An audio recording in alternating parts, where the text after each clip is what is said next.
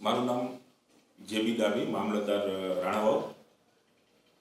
Collector સાહેબના માર્ગદર્શન નીચે રાણાવાવ તાલુકામાં આધાર કાર્ડની કામગીરી ઝડપી અને સરળ રીતે બને એ માટેનું એક આયોજન તાલુકાનું ગોઠવેલું છે, જેમાં અમારે ઓફિસમાં હાલ 2 કીટ આધાર કાર્ડની કાર્યરત છે અને એક પોસ્ટ ઓફિસની કીટ અહીંયા રાખી છે. પોસ્ટ ઓફિસના અધિકારીઓ સાથે સંકલનમાં રહી અને એમને પણ અહીંયા આ ઓફિસમાં ટેબલ, ખુરશી અને બધી વ્યવસ્થા કરી અને રાખવામાં આવે છે.